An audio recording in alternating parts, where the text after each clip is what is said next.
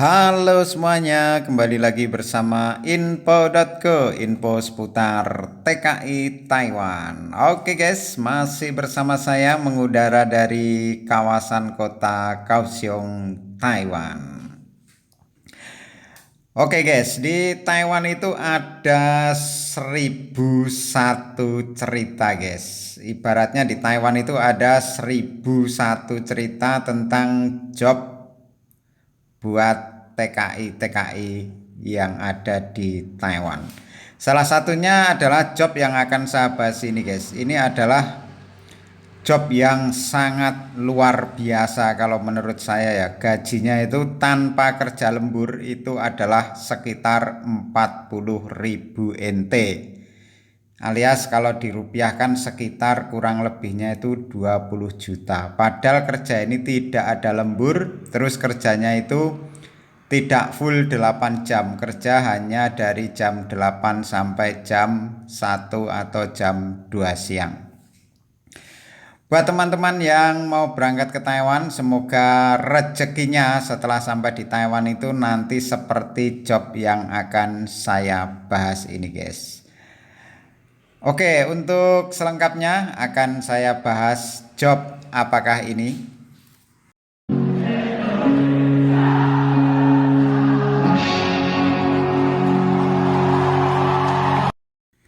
Oke guys, jadi hari Jumat kemarin ya, hari Jumat tanggal 4 April tahun 2025 kemarin itu saya ketemu dengan salah satu TKI yang bekerja di Taiwan itu bertemu dengan saya. Dia sebenarnya tinggalnya di kota Chiayi guys. Nah dia tinggalnya di kota Chiayi, terus berhubung libur panjang soalnya kemarin itu libur panjang ya, mulai dari hari Kamis, Jumat, Sabtu, Minggu itu libur 4 hari. Dan masnya ini pergi ke kota Kaohsiung alias liburan ke kota Kaohsiung, yaitu bertemu dengan teman dan saudara-saudara dia guys. Masnya ini berasal dari kota Indramayu, Jawa Barat, dan dia bekerja di kota Ciayi guys. Setelah ngobrol-ngobrol itu ternyata masnya ini bekerja di eh, sebenarnya bukan pabrik ya, hanya apa? Pengolahan. Jadi pengolahan produksi kerang guys. Produksi kerang ya. Jadi bosnya ini adalah tengkulak atau pengepul dari kerang. Jadi kerang-kerang itu misalkan ada yang panen, nah itu disetorkan ke bosnya masnya ini, lalu dibersihkan. Nah setelah dibersihkan nanti distor-stor ke rumah makan seafood atau ke pabrik pengolahan seafood ya. Jadi ini termasuknya kerjanya, kalau pabrik sih bukan, jadi semacam kayak pengepul lah, kayak pengepul. Lah uniknya guys, uniknya ya masnya ini bercerita itu tentang masalah gaji guys. Jadi gajinya ini luar biasa ya, kalau menurut saya ini sangat luar biasa. Gaji saya saja yang pabrik saya itu lembur terus ya, lembur terus itu aja nggak jauh beda dengan gajinya dia yang tidak pernah ada lembur guys. Saya tanya itu lemburnya itu tidak ada. Jadi kerjanya itu dari jam 8 sampai kurang lebih jam 1 atau jam 2 siang itu sudah selesai. Selepas itu sudah istirahat di mes. Soalnya mesnya itu di tempat kerja guys. Gajinya itu setiap bulan guys. Setiap bulan itu sudah dipatok sama bosnya. Jadi dari bosnya itu sudah dipatok itu kisaran 40.000 guys. Coba teman-teman yang sudah di Taiwan bisa membayangkan ya, gaji 40.000 sedangkan kerja ini tidak ada lembur ya. Tidak ada lembur. Pabrik saya saja yang sering ada lembur tidak sampai sekitar 4, ya dapatlah 40 lah, 40 lebih, tapi kan kotor ya, potongannya banyak sekali. Kalau di masnya ini yang kerja di pengepul kerang ini gaji 40 itu cuma kepotong agensi guys. Cuma kepotong agensi aja, yaitu sebesar 1.500. Selebihnya sudah enggak. Berarti terima bersih itu 38.500 tiap bulan. Nah terus saya penasaran guys, saya sangat penasaran ya, kenapa gajinya itu bisa sampai segitu sedangkan kerjanya cuma tidak 8 jam dan tidak ada lembur guys. Lembur harian itu tidak ada. Kalaupun ada itu hari Sabtu Minggu itu kerja itu diajak bosnya, tapi kerja di bos yang lain. Jadi kerja di bos yang lain ya, maksudnya di temannya bosnya kerjanya setiap hari Sabtu atau Minggu. Kalau pas ada itu langsung dibayar cash. Yang menjadi penasaran saya itu gaji 40 ya, gaji 40 itu tanpa ada lembur loh. Nah, setelah saya tanya-tanya dari mana sumbernya Mas? Dari mana sumbernya itu gaji 40? Sedangkan UMR di Taiwan kan cuma 28.590. Terus tambahannya yang sekitar 12.000 itu apa 11.500 lah katakanlah. Itu dari mana? Aku kan tanya begitu ya. Lah masnya ini bercerita, ini ternyata tambahannya itu dari satu uang makan guys. Nah uang makannya itu dapat 3.500 tiap bulan. Terus saya tanya, emang nggak dapat makan Mas? Apa masak sendiri? Kata dia dapat. Setiap hari Senin sampai Jumat itu dapat makan. Lah terus itu kok masih dapat uang makan? Saya tanya kan begitu ya. Nah kata masnya ini kalau hari Sabtu Minggu tidak kerja di pabrik ya. Di bosnya itu kan tidak kerja Sabtu dan Minggu. Lah itu 3.500 itu buat makan hari Sabtu dan Minggu. Coba, ini sangat luar biasa sekali loh bosnya. Menurut saya yang sudah sudah ketemu banyak teman-teman TKI yang ada di Taiwan yang sering saya ajak berbincang-bincang, itu baru kali ini menemukan yang rezeki masnya yang sangat super sekali ini.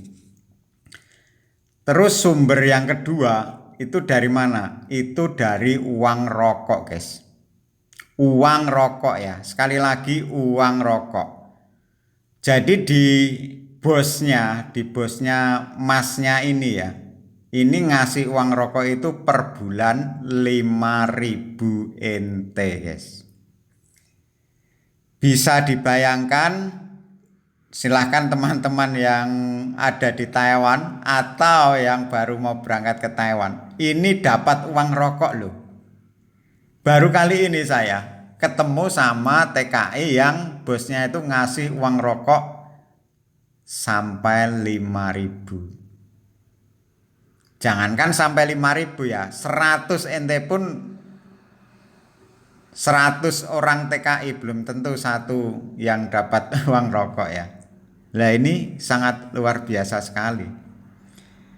Lah terus sumber yang ketiga itu dari uang premi guys.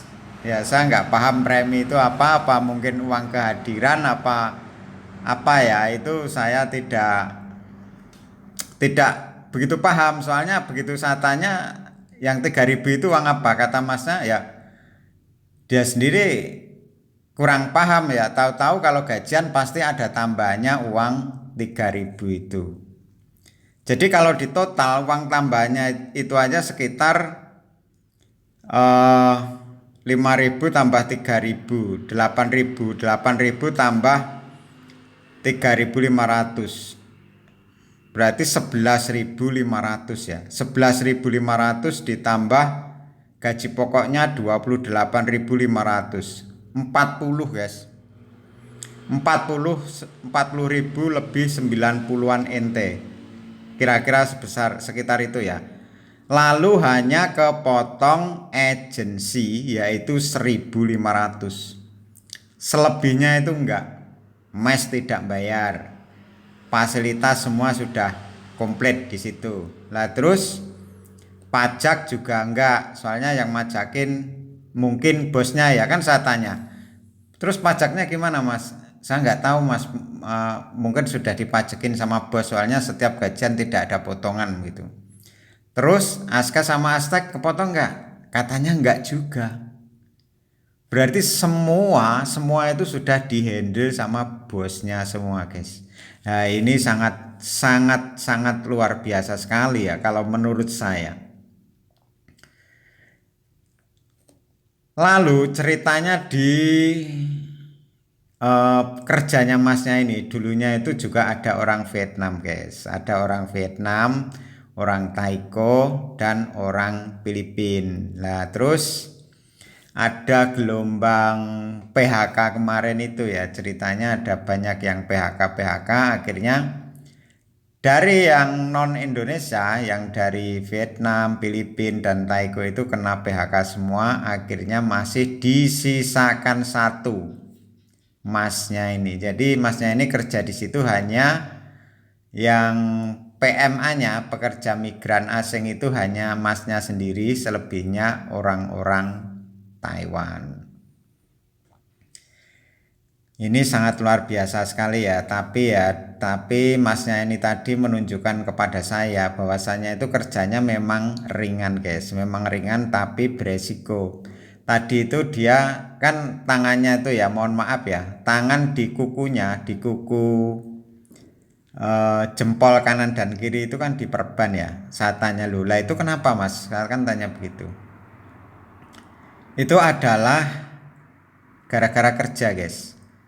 Jadi eh, kata masnya ini di kerang itu katanya ada bisa. Jadi ada bisanya itu loh. Entah bisa apa ya. Aku kurang begitu ngeh.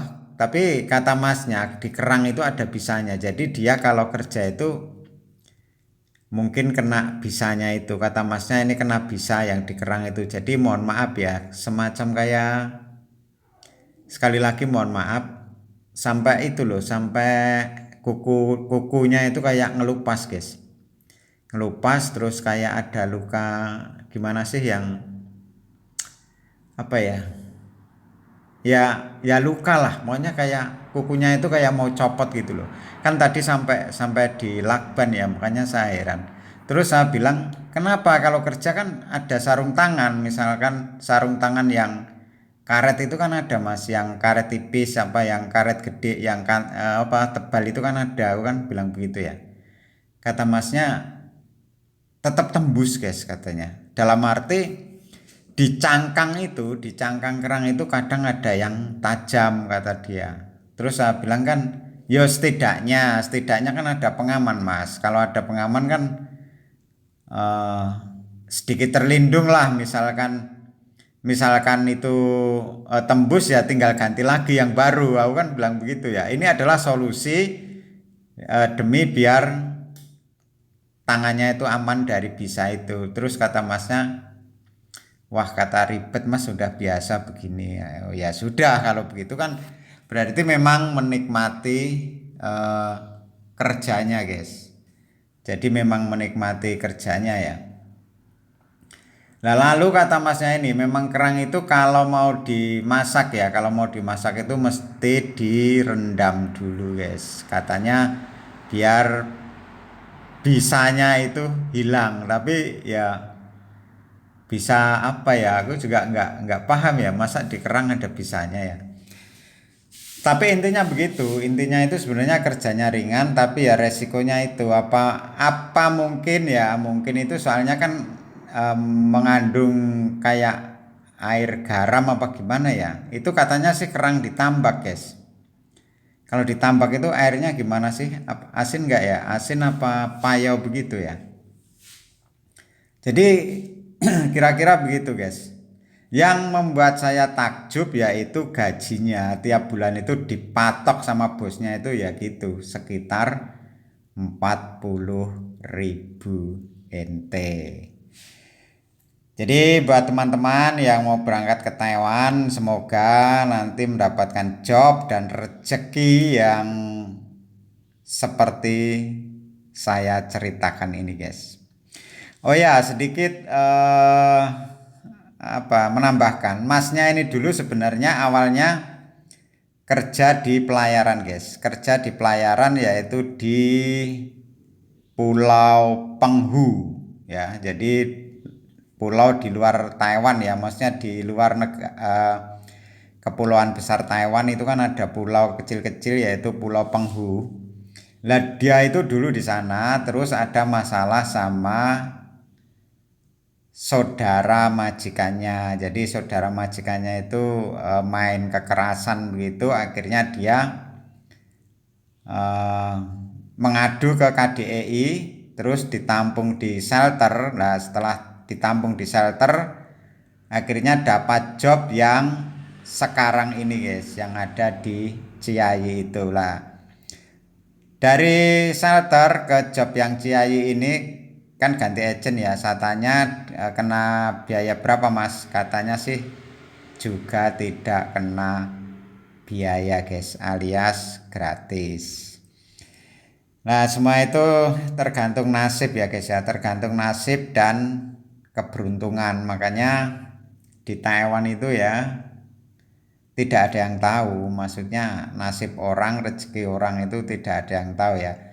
Jangankan kok beda pekerjaan, satu pekerjaan saja, satu pabrik itu rezekinya beda-beda. Salah satu contoh, misalkan satu pabrik ada yang dilemburkan, ada yang tidak, ada yang dapat uang tambahan ini, ada yang tidak. Loh, itu kan termasuk rezeki yang masing-masing.